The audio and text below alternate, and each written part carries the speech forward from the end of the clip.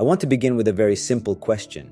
What makes a shopping mall successful? Is it an iconic facade, beautiful architecture, luxury brands? Most people would probably say yes, because when we see an extraordinary building, we naturally assume it must also be an extraordinary place. And honestly, I used to think the same. But today, I want to compare two shopping malls in South Korea that may challenge that assumption. One has become famous around the world. Architects love it. It appears everywhere on Instagram, Pinterest, and architectural magazines. The other receives far less attention. From the outside, it almost looks ordinary. Yet one generates almost twice the revenue of the other. So why? Is it better marketing, better brands, a better location?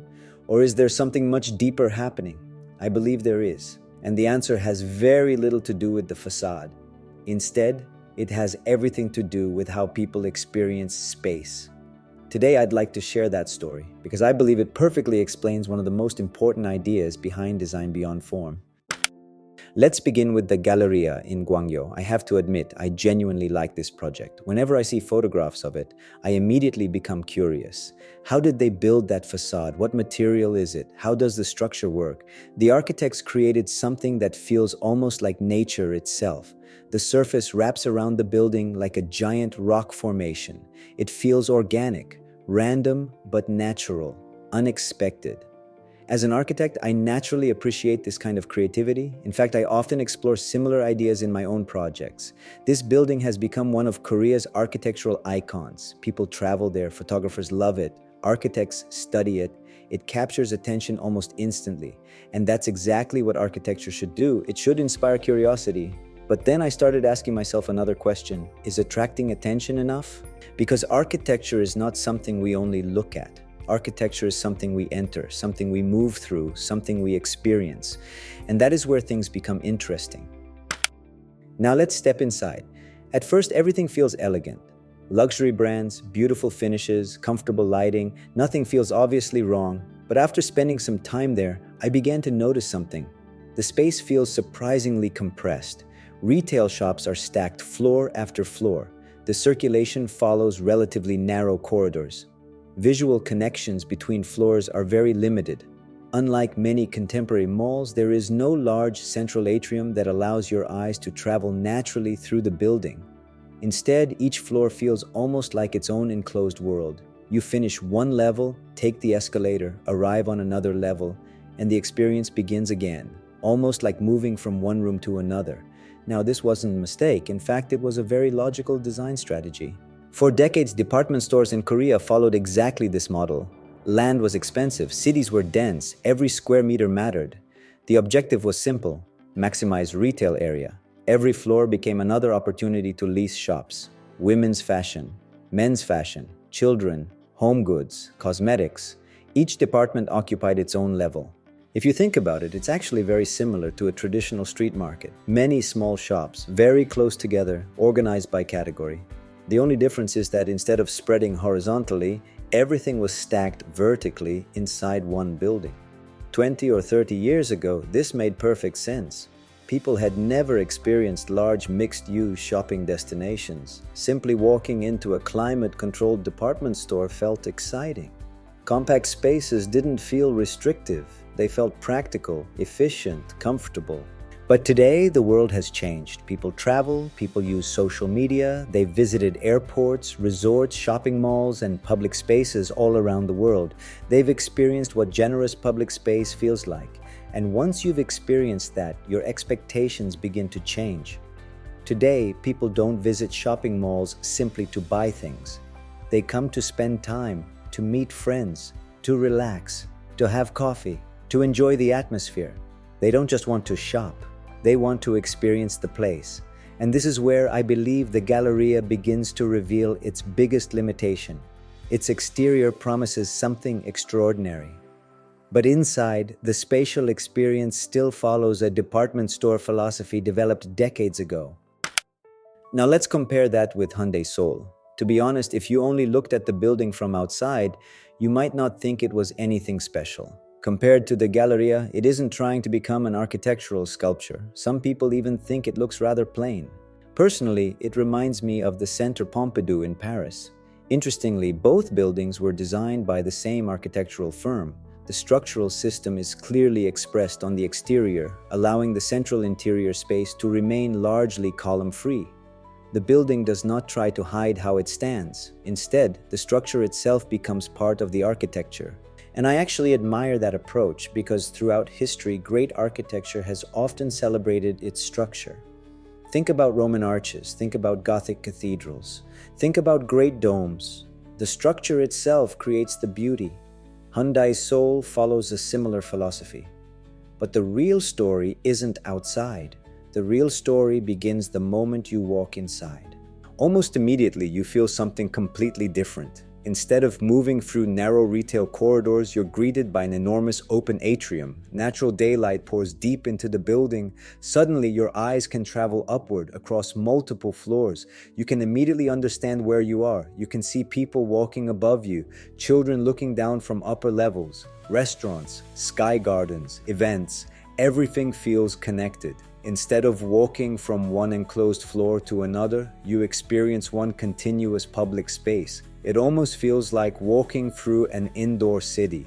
And that's something very interesting, because more than 50% of Hyundai Seoul is not dedicated to retail. Think about that for a moment. Imagine telling a developer, "I'd like to remove half of your rentable area." Most developers would immediately ask, "Why would I do that? Wouldn't that reduce my revenue?" On paper, it certainly looks that way. Less retail area, less rental income, less profit. At least that's what conventional thinking suggests. But Hyundai Seoul proves something completely different. It gives people space, space to walk, space to rest, space to meet, space to simply enjoy being there. There are generous lounges, water features, indoor gardens, places where you don't need to buy anything. You can simply sit, talk, observe, or do absolutely nothing. And strangely enough, that's exactly what makes people stay longer. And this is where architecture begins influencing human behavior. When a space feels comfortable, people slow down. They stop rushing. They become curious. They explore another floor. They walk a little further. Maybe they stop for coffee. Maybe they enter one more shop. Maybe they stay another hour. The building never forces people to spend money. Instead, it quietly invites them to remain. And I think that's a very important distinction. Good retail design doesn't pressure people. It welcomes them. As architects, we often focus on the object, the facade, the materials, the geometry, the rendering. But visitors don't experience architecture that way. They experience it one step at a time, as they walk, as they look around, as they discover new spaces, as they create memories. That's why I often say, architecture isn't something we simply see, it's something we experience, and experience is created through movement. This is also why Hyundai Seoul feels much larger than it actually is. The openness allows your eyes to travel. The daylight makes the interior feel expansive. The multiple visual connections encourage exploration. Even before you decide where to go, the building is already inviting you to move. The architecture itself creates curiosity, not through decoration, but through space. When we look at images and videos of Hyundai Seoul, we notice something else. People are not only shopping. Many are simply enjoying the space, families, couples, friends. Some are taking photographs, others are sitting quietly, some are reading, others are simply watching people. And that reveals something important. Successful public spaces are not successful only because people spend money. They are successful because people want to stay. And once people choose to stay, economic activity naturally follows. This is where I believe Hyundai Seoul teaches us something much bigger than retail. It shows that giving space back to people isn't a loss. It can actually become the greatest investment a developer makes. And that completely changes the question. Instead of asking, how much retail can we fit into this building? Perhaps we should ask, how much experience can we create for people? Because experience, not density, is what ultimately creates lasting value. Now let's move beyond impressions. Everything I've shared so far is based on what we experience as visitors, but can we actually measure the difference? I became curious, so I started studying both buildings. Since official architectural data isn't publicly available, I estimated their sizes using Google Maps and Naver Maps. These figures aren't exact, but they're accurate enough to compare the overall design strategies. The Galleria occupies a building footprint of approximately 7,800 square meters. With 12 floors above ground, that gives a total floor area of roughly 93,600 square meters. Hyundai Seoul, on the other hand, has a footprint of approximately 18,600 square meters. It has 6 retail floors above ground plus 2 basement retail levels, giving an estimated total area of around 148,800 square meters. So yes, Hyundai Seoul is the larger building. But here's the interesting part, that isn't the reason it succeeds, because the real question isn't how big is the building. The real question is how much of that building is actually devoted to people. When we look carefully, the two projects follow completely different philosophies. The Galleria maximizes leasable retail space, large atriums are minimal, visual openings are limited. Most of the building is designed to accommodate shops. Hyundai Seoul takes the opposite approach. It deliberately gives up a significant amount of rentable area. Instead, it creates enormous atriums, indoor gardens, lounges, water features, and generous public spaces. From a traditional development perspective, that almost sounds like a bad investment. Less retail area, less rental income. At least that's what many people would assume. But architecture doesn't always work that way. Let's think about our own behavior. When do we leave a shopping mall?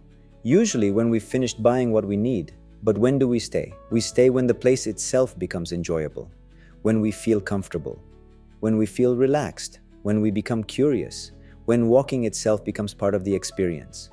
And the longer we stay, the more opportunities naturally exist for shopping, dining, meeting friends, or simply returning another day. In other words, experience creates value. Recent reports support exactly this idea. Hyundai Seoul consistently ranks among the highest performing shopping malls in South Korea. It is also known as one of the places where visitors spend the longest amount of time. That isn't simply because of luxury brands or marketing or the exterior architecture. It is because the building invites people to remain. Meanwhile, the Galleria, despite its internationally celebrated architecture, generates significantly lower retail revenue. Of course, many factors influence commercial success. Tenant mix, operations, marketing, brand selection, customer demographics, all of these matter. But those elements can change every few years. Architecture remains for decades, the atriums remain, the circulation remains, the daylight remains, the proportions remain. The placement of columns, openings, and public spaces continues shaping human behavior every single day. That is the lasting power of architecture. So what is the lesson? I don't think Hyundai Seoul succeeds because it has a better facade, nor because it is simply larger. I think it succeeds because it understands something fundamental. People don't remember buildings, they remember experiences. They remember where they met a friend, where they had coffee, where their children played, where they spent an afternoon without feeling rushed. Architecture is not only about creating objects, it is about creating memories. And memories begin with experience. This is why I believe we need to move beyond asking, how can we design a more beautiful building? Instead, perhaps we should ask, how can we create a place where people genuinely want to stay?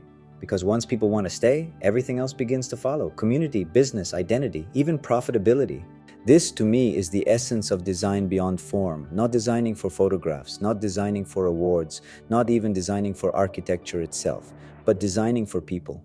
Because when people love a place, they return. And when they return, that place becomes part of their lives. Perhaps that is what truly makes architecture successful.